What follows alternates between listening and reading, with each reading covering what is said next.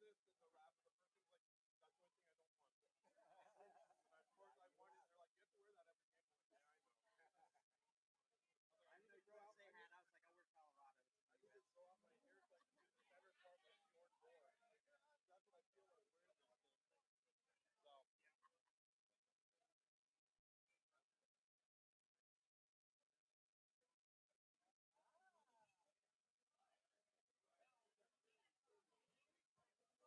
So.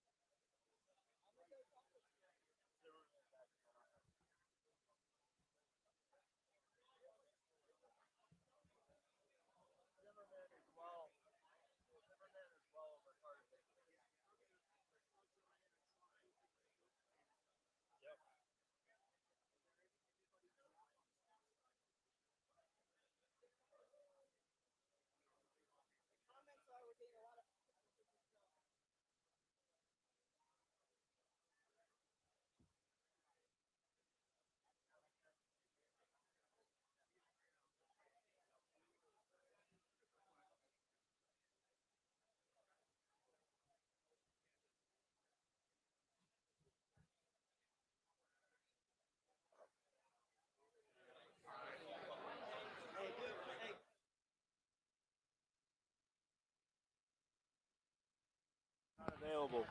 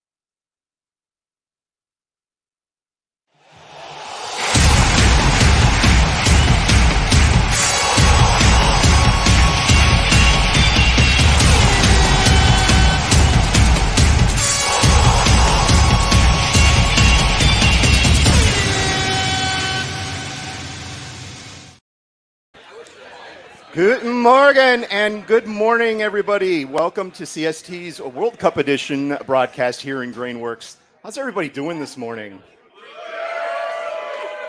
It's a nice, fine Saturday. We've got the boys with us here. DJ Schweitzer, Adnan Ilyas, and Justin Blair. Hey, how are you guys all doing after sort of the very tense group stage there? Needed coffee this morning. Absolutely. Just worn out from that entire experience. I could see that Justin's already started on the beer out there. Very much, yes. Tasting good. Okay. We want to thank you all for coming here. AO Cincy has set up in the back here. We want to thank, of course, Grainworks for hosting the watch along here. We got Mama Bear Mac serving breakfast here. Geta kegs and eggs this morning. We also want to let everybody know we've got some free koozies, CST up front if you want to grab some. We also have two areas here. If you brought any toys for a toy donation, please drop them off here or over by the entrance. Thanks very much, guys. We also want to just rattle off our sponsors really quickly. Share Cheese Bar at Coffee Exchange. They'll be showing the games during the World Cup. Just go to sharecheesebar.com for your ordering needs. Also, Added Time Outfitters. They're here. They're selling stuff in the back. Definitely come here for your original wristband designs. I've got mine this morning. Check them out at addedtimeoutfitters.com. We also have sponsored for the first half here, Apollo Home. They're your premium home service for any awesome customer services, technicians. Go to apollohome.com, book an online service, give them a call. They will come there with a technician on site for free. They will waive the $79 service fee. We also want to thank SweroX, of course. They help you out with your great electrolyte beverages. Go to swerox.us or amazon.com. Get them while they're there. So, gents, we're starting off in about an hour. We've got the big, we've already got the roster. We've already got the starting 11. But let's go over what we've seen over the past 3 matches. Just to give everybody an update, U.S. came in second. England came in first. Thanks for the update, Jeff. There are some people that are still waking up, haven't gotten their coffee yet. Yeah. But I just wanted to maybe ask the 3 of you, what was the big surprise coming out of this group, if any? Maybe how tight it was there at the end. I was really surprised that Iran was able to get a result, and we were playing Iran for that. I thought that for sure Wales would be a better team than Iran, but ultimately it didn't prove to be the way. And we had a great game against them. So I was just shocked that Iran was the team that we were going to have to compete with in that second spot. Especially with their goalkeeper going out for that first game. Yes. Getting concussed and a broken nose in that 6-2 loss, you thought that maybe they weren't ready for this, but no. Yeah. And then what were you surprised about in Group B? So it's kind of hard. Like Group B was kind of the group that went exactly as everyone kind of expected. For me, I'm really surprised that the U.S. came out of this looking like maybe the best defensive unit in the tournament. That's got me raising some eyebrows. Like, wow, that's saying something. Yeah, that might add to what my surprise was, that for 270 minutes, I think we knew that we were going to get Jedi Robinson on the edge, but Tim Ream played every minute of that Group B stage. Yeah, and he's been absolutely fantastic. People on Twitter have been talking about maybe best defender in the entire tournament again, and that's just kind of mind blowing. Where this guy wasn't even with the team for the past year. Yeah, DJ, what did you see as a surprise out of Group B? Yeah, as far as surprises go, I think it's actually the narrow margins, kind of going back to what Justin said. But really, the U.S. being as successful as they were without actually really producing much.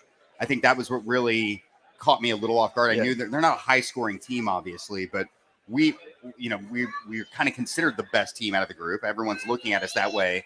But we're not actually producing at that type of level. So it just kind of says a little bit about the tournament. It's been a cagey tournament, and it's got some weird results along the way that maybe people weren't expecting, and I think that's probably playing into it a little bit for the U.S. as well. And probably also those last few games, we saw a lot of yellow cards coming up in that first game. That it was chippy. It was difficult to get by Wales, and we thought that second yellow card is going to come up somewhere, and we're going to lose either Dest or maybe even Ream for that second or third game. And they really didn't milk those out of us. So they, kudos to the defense for really playing a solid game for 3 matches. I know some names we've mentioned amongst Group B, but maybe not just keeping it with the U.S., but what was your man of the group? Like, it could be someone from England, it could be someone from Wales, but who was your man from the group? I mean, the easy answer is Tyler Adams. He's just been phenomenal on a different level. I think if there's a player who's raised his stock in this tournament more, I'd like to hear an argument for that. Adams has been next level. He's really kind of been the difference maker for the U.S. in the group stage, not just from a offensive standpoint. He's really pulling the strings a little bit. He is so crucial to protecting that back four as well. And the way he hangs in tight, that's the reason why we haven't conceded any goals from open play. He's really been that central piece to the entire equation. Yeah, he's been really critical for us, especially with the way we want to play our wingbacks up forward. He's able to slide in all those pockets when there's a counterattack. Adams' play has been phenomenal. It's hard to pull somebody over him. I'm going to go, the answer is Adams, obviously. But it would be boring if it was just Adams. Yeah. Right. I actually want to talk about Greg Berhalter for a second, because I think he actually got a lot of attention out of this, especially if you compare him with Southgate, the English manager. And of course, England progressed ahead of the U.S. They did quite well as well. But you go and you look at how Greg Berhalter had the U.S. playing. We arguably dominated all 3 games. And I was just looking at how the U.S. actually scored against Iran, that goal. And the amazing thing is, even with all of the attacking players that the U.S. had in that moment, the U.S. still looked really solid defensively. And you look at a team like Germany. Germany didn't make it out of the group, but they also had a lot of people were talking about how many chances Germany created. So like expected goals, they created so many shots, more shots at better locations than anyone else in the group stage, and they still didn't go through. And they didn't go through because they kept giving up all of these goals against Costa Rica, against Japan, and that's what cost them. You go and you look at the United States, the moment where Weston McKennie hits the ball to Dest, who then hits it to Pulisic, there are 6 players on the attacking line, all the way up. And you've got 2 men back, the center backs, and you've got the 2 midfielders. And those 2 midfielders, one of them's McKennie hitting the pass, but the moment that the U.S. loses the ball, they would still get it back.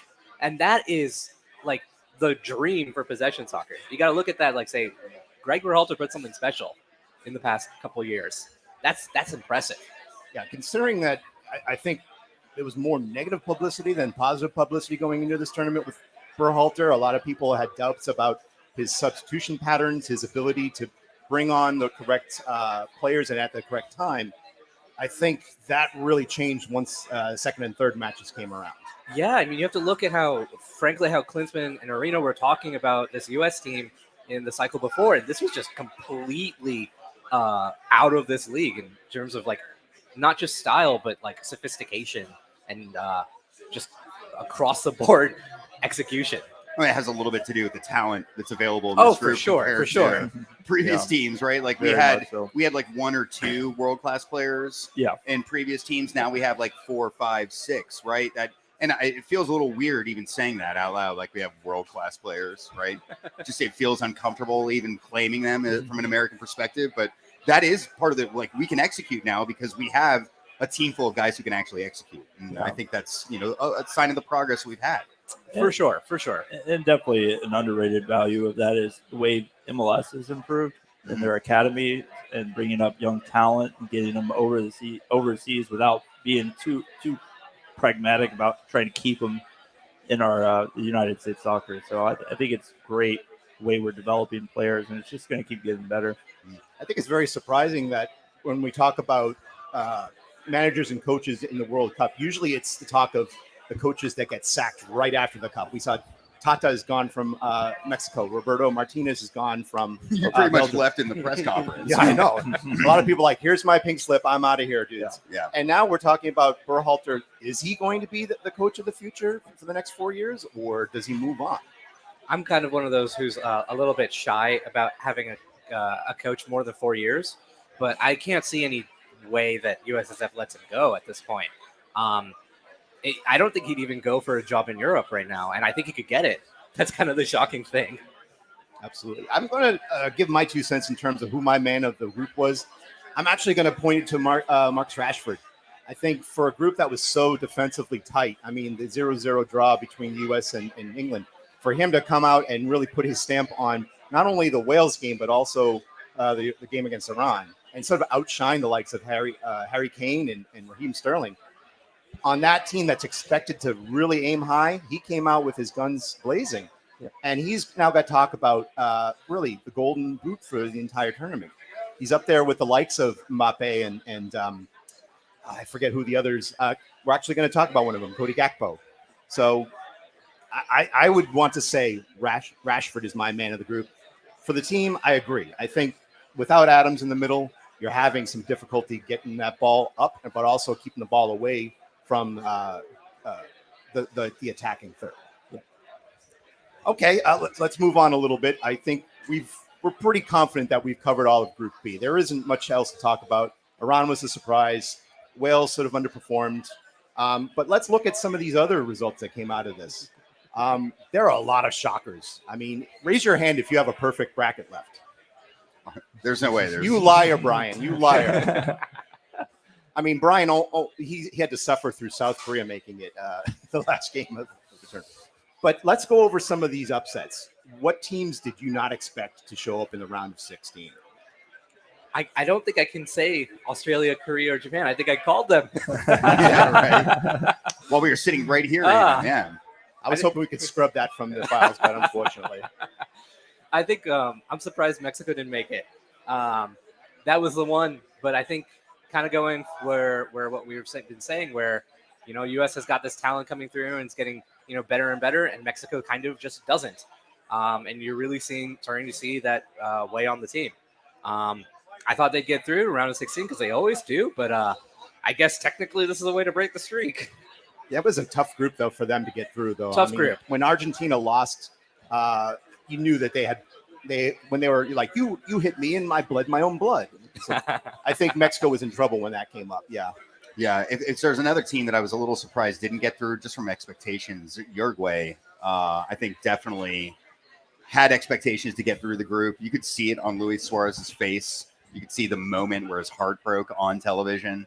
And that really speaks to where they thought they were going in this tournament. Now, I don't think they were going very far, but I certainly think they were escaping the group, and they fell way short of those expectations. Yeah, incredibly disappointed with their midfield. I mean, Valverde had probably one of the worst tournaments out of any of the supposed superstars that were entering.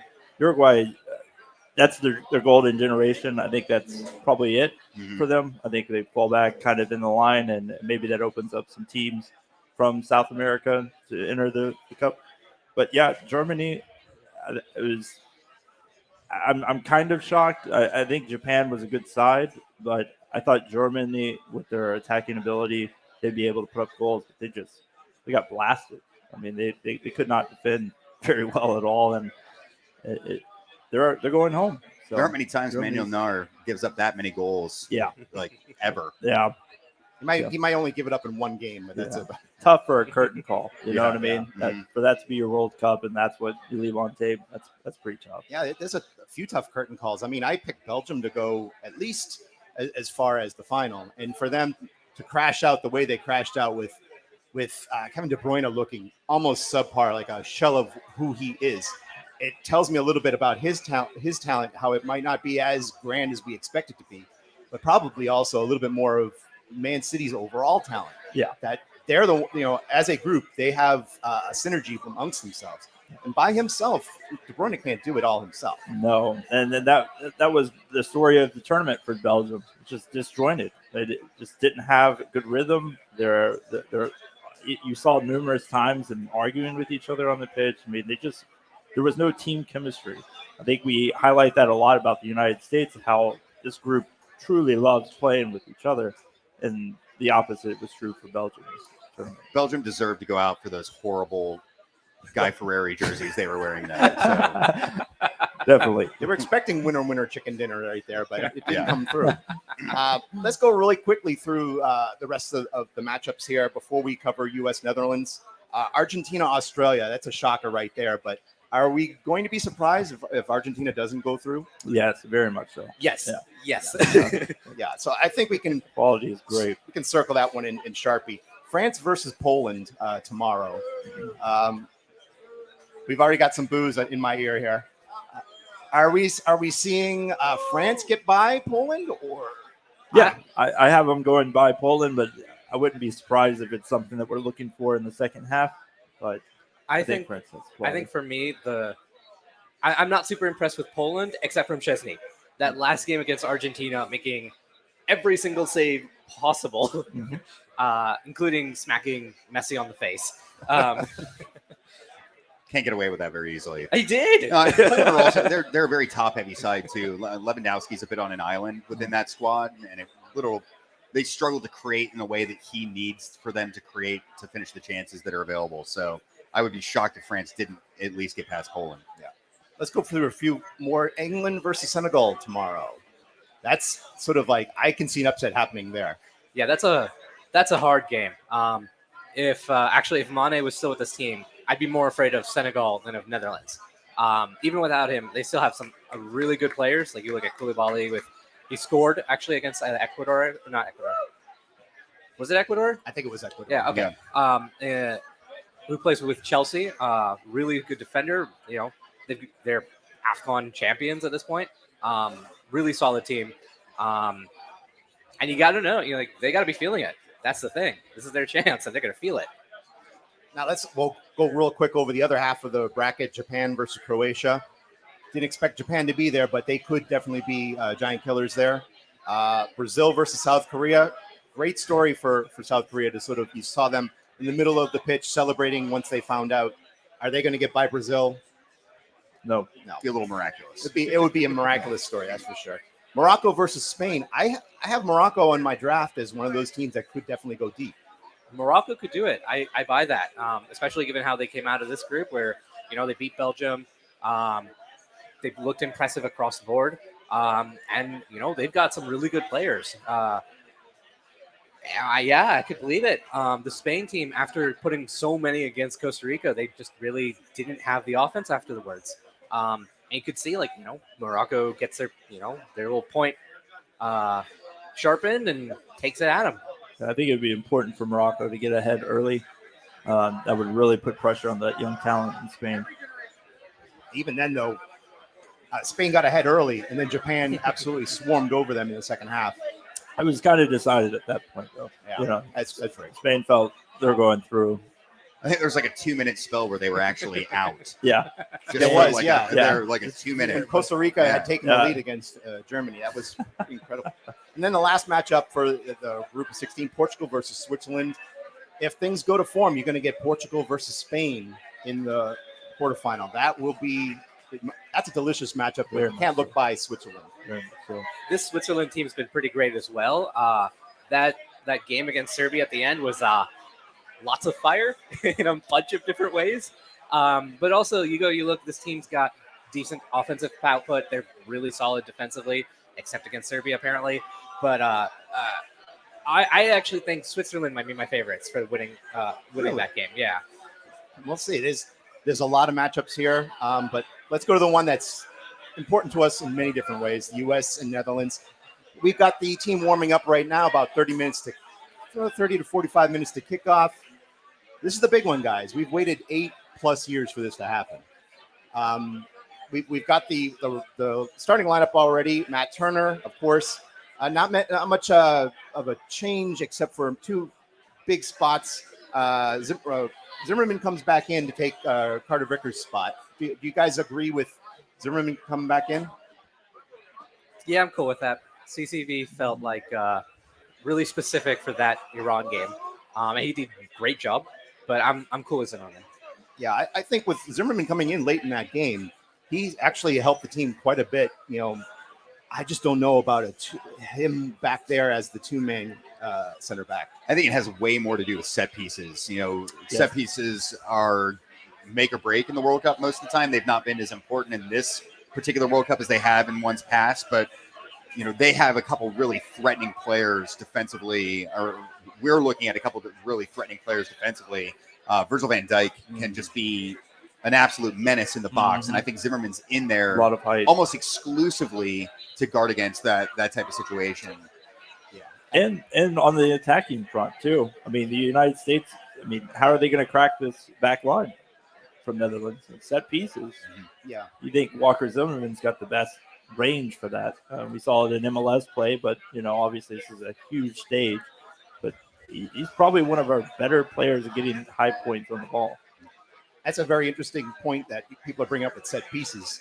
U.S. really didn't have a good job with their set pieces in their early in this group. And not to mention that the guy that usually takes it, Christian Pulisic, while he's in the starting 11. With that injury, how easy do you expect him to be taking these set pieces? I'd like to see somebody else get an opportunity at that. Serginho Dest, maybe somebody just get the ball. We're trying too many low crosses, and that's painful because we have Weston McKennie out there, Walker Zimmerman now with this lineup. I mean, these are positions that you want to get somebody on the far post heading the ball in. I would say just make like a quick note that I think Pulisic's delivery got a little bit better over the course of the games, but going to jump a little ahead, I think, of ourselves. But Jesus Ferreira is on the team. He's not going to give you that much in terms of final touch for a set piece, but you could have him whip a ball in. Might not be a bad ball.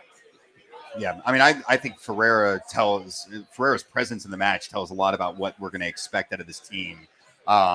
We saw a little bit more direct play out of them in the way that they played with some more target style players in the first few matches.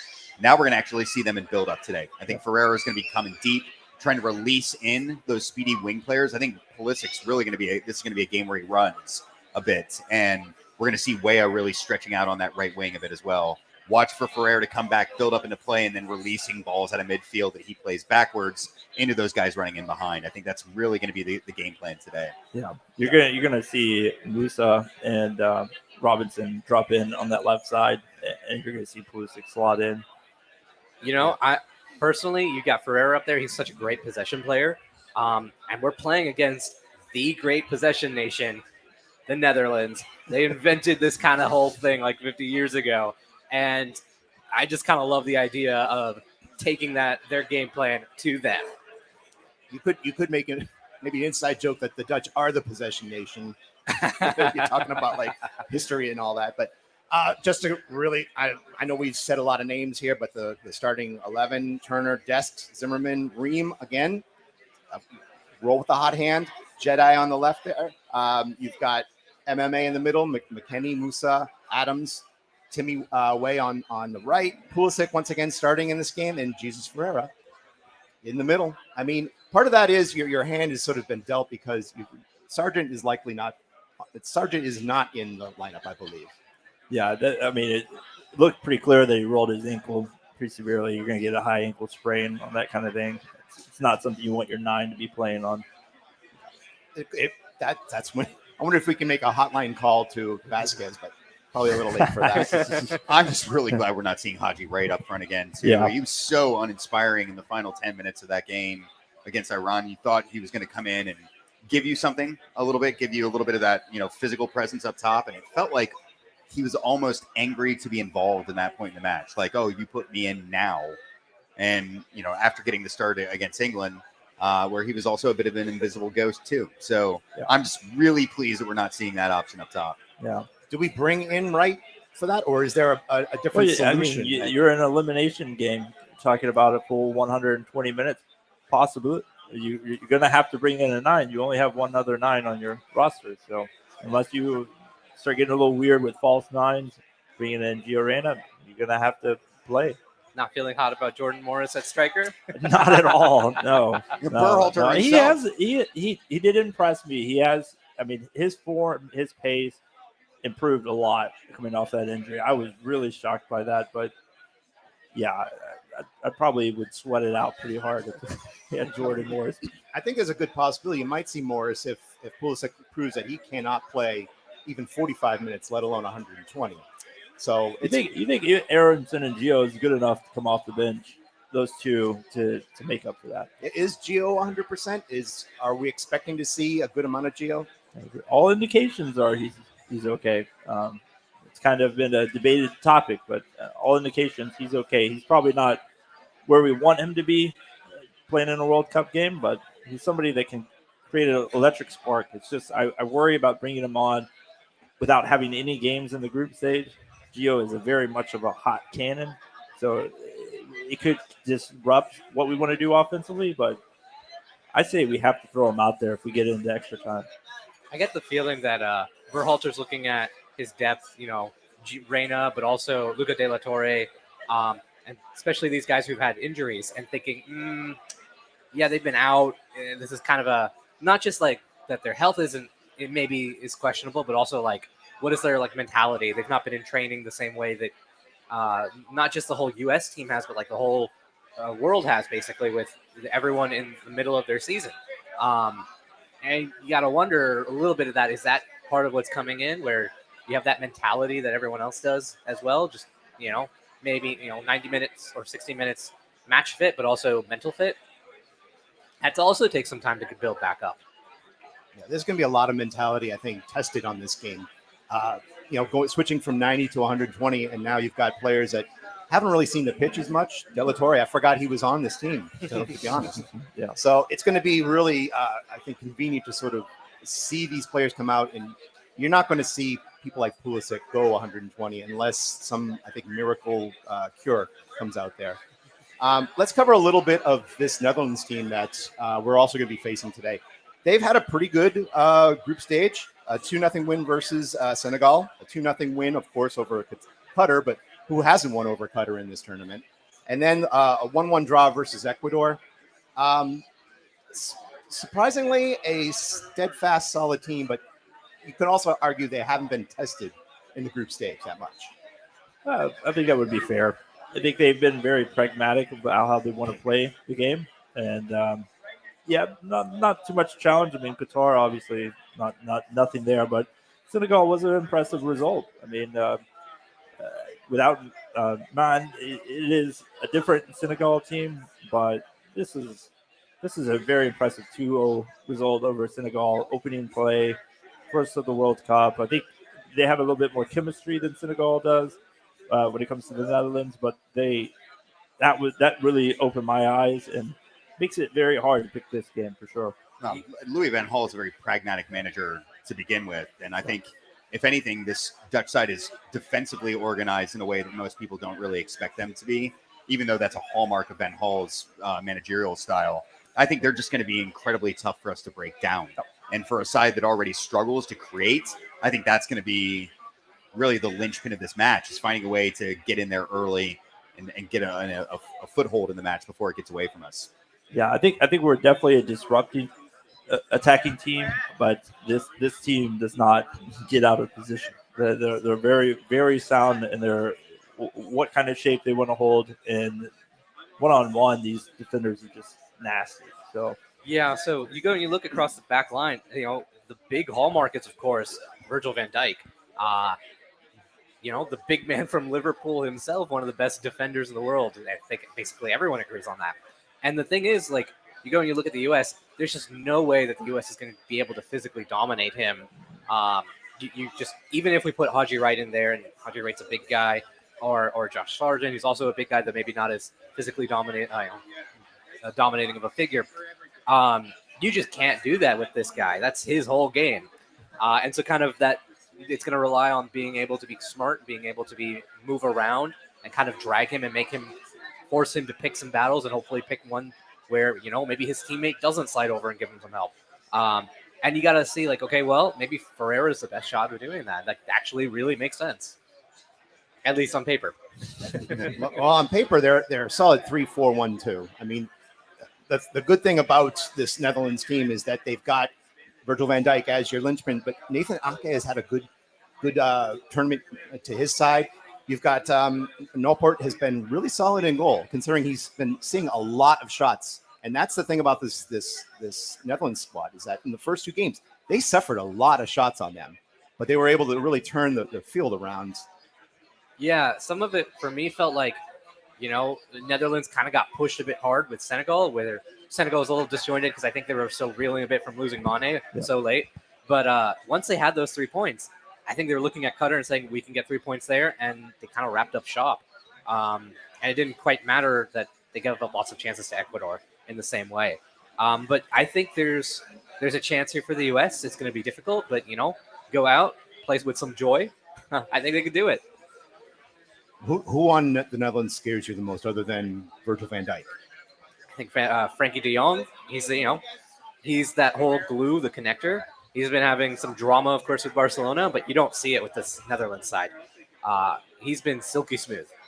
He's way more integrated within this squad. A lot of the squad is based around that Ajax squad, as it typically is. And he's obviously been a linchpin of that team for so long before he made the move to Barcelona. What I'm really hoping for is the rumors of the flu doing the rounds in their camp. I'm being serious. And Frankie de Jong is one of the players that they've named as potentially being in that group. And, as someone who's suffered from the flu in the last week or two, it definitely puts you down. And trying to go out and play on that type of performance, unless you're Michael Jordan out here, dropping 40 points in that type of scenario, not many people can pull that off. So it's weird to be hoping for a virus to do some work for you for a change. But as long as we're not bringing another pandemic about, I think it's okay. Yeah, I'm going to say, in terms of the guy that frightens me, because he hasn't been heard from in this tournament, Memphis Depay.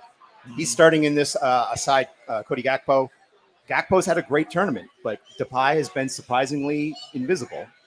If they want to get this game in their favor, they're going to have both of their forwards really performing at a higher rate. All right, let's wrap things up in terms of these two teams. You got a really high defensive U.S. team. You got a surprisingly offensive but solid defensive Netherlands team. Give me your predictions for this game, and I don't want to hear any boos in this tournament, in this place. I'm going to go 1-0 Netherlands. I think they get it in, again, the second half. I think it'd be 70th, 80th minute. I think they were able enough to withstand the U.S. I think U.S. has shown us that the second tier, the players coming in off the bench aren't as electric or effective at hold-up play, at defending. So I think at that point, that's their opportunity whenever we get some subs in. I'm gonna go ahead. I'm gonna go with 1-1, and then I guess that means I have to do penalties, right? Yes. We'll do 4-3.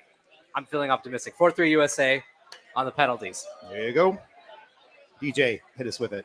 I'm going to go with a 1-0 for the U.S. I think we've defended so solidly this tournament, and I really don't see that changing in this particular match. Holland doesn't have anyone that just scares the crap out of me in their attack, right? Like, I feel comfortable enough to say if we held England at bay, we can do the same thing with Holland. So I'm going to be optimistic about this and say that we're going to grab one and hold them off. Now everybody looks at me for prediction. I don't know how to say this in Dutch, so I'll use it in a language that we all know. 2-0. United States winning this one. I wish I knew how to say this in Dutch because that would make me very multilingual. But I think that the U.S.'s defense is just working too well to derail right now. I think Tim Ream is playing out of his mind. I think you've got a solid goalkeeper who's learned how to distribute very well in this tournament. I think Matt Turner's opened my eyes up quite a bit, even though he went to Arsenal. And I think really if they have a solid shot on it, Turner's going to turn things around. He's going to make this save that people are going to talk about. He truly hasn't been tested. That's a player. I mean, all the shots that have come into the box have been kind of ducked. You know what I mean? I think Turner, this could be a game where he's really highlighted. See, I disagree with that because he had one really good save from Ben Davies, that solid strike against Wales. And he had to react quick to that, even though it was right at him. Reaction. He also, on that goal on that penalty kick, he was in the right direction, got a hand on it. He can make those types of saves too. I think if we are going to penalties, Adnan, I think Turner is the one who puts it on our favor. It's a very good point. I want to just kind of highlight for a moment. I think Matt Turner might be the best goalkeeper distributor we've ever had. Oh, man. I was just going to say, his distribution has been incredible. It's been so good. I was going to, penalties, if we go there, we have Ethan Horvath on the bench. Let's do it. Yeah. I mean, I could see a tactical sub like that if we have one to burn at that point. So why not? It worked for Australia in their Holland did it in the last tournament where they made it to the final. Yeah, they brought in they had a penalty specialist on their bench. But anyway, the name's escaping me. Okay, so if you need to boo anybody or not buy any beers, Justin, don't buy him any beers today. He's predicting the wrong result. We want to call up if Papa Marshall can come up here. Give us a little bit of we want to thank everybody once again coming here. We've got Mama Bear Mac over here for breakfast. Kegs and eggs and nutmegs this morning. I want to thank you here, Chris. How you doing this morning? Man, we are excited. We are very, very excited. Again, welcome everybody to the American Outlaw official watch party here in the Northern Burbs. Apparently, we like soccer in the Northern Burbs around here. And I've been saying the same thing for all the matches we've been having.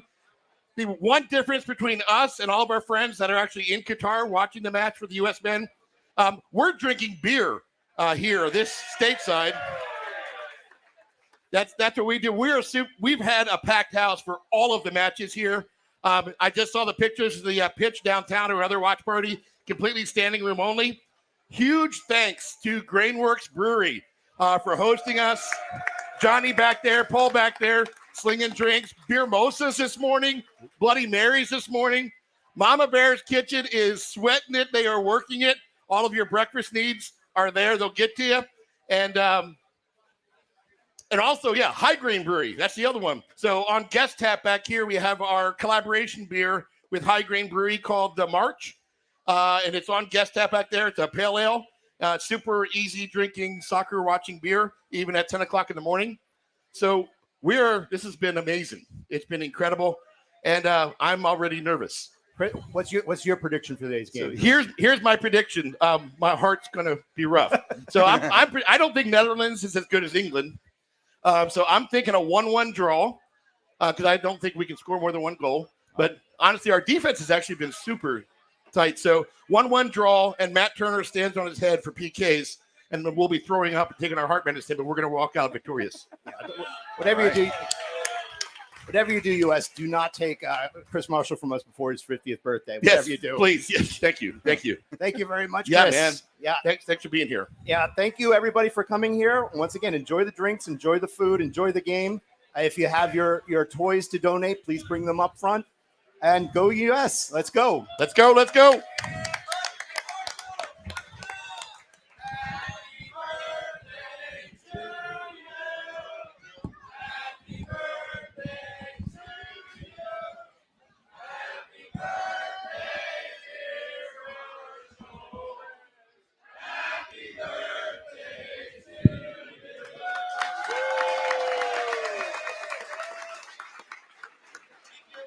Brian, we need to kill the stream.